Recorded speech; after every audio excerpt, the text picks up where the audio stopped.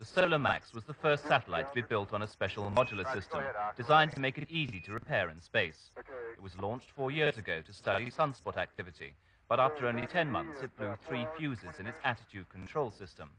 It was the replacement of this module that was the astronauts' main task today, and it was completed with remarkable ease and ahead of schedule. It will allow scientists back on Earth to keep the satellite pointing towards the sun. But at one point, George Nelson did get a spot of vertigo during his inspection of the satellite at the end of the robot arm. Really an uncomfortable feeling. Do you feel like you're going to fall? I feel like I'm going to fall. Later tonight, the satellite will be lifted out of the cargo bay on the robot arm while extensive checks are carried out on it from the ground.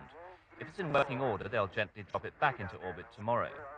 If it's still not working properly, it'll be brought back down aboard the shuttle for further repairs on Earth.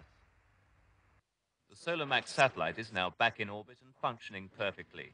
It was dropped into space by the shuttle's robot arm early this morning, after the longest spacewalk ever by the 2 astronaut repairmen. The satellite, which broke down only 10 months after its launch 4 years ago, will now be able to resume its study of sunspot activity. These giant solar flares still remain something of a mystery to scientists. Even at a distance of 93 million miles, they can disrupt communications back here on Earth. Solar Max will now be able to send back information on them for another 2 years at least.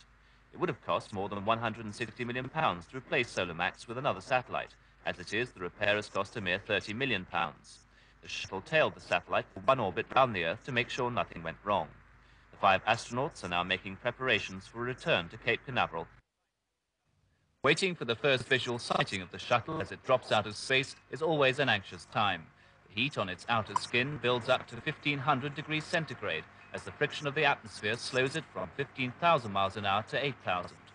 The heat's so great it ionizes the air around the shuttle and causes a radio blackout. Although the pilot has 3 sophisticated electronic guidance systems to help him in, he has no onboard power. He has to glide the shuttle down. That's why the astronauts call it the flying brick. In the last 2 minutes of the descent, it's under full manual control, and they leave the deployment of the landing gear to the last moment because of the effect it has on the aerodynamic profile of the shuttle.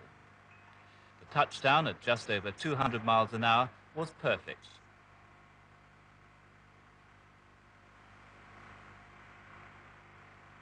It was the end to a successful mission which proved that satellites can be repaired in orbit and has ushered in a new era in space. To the commander of the shuttle, Bob Crippen, it was all routine. It was his 3rd mission.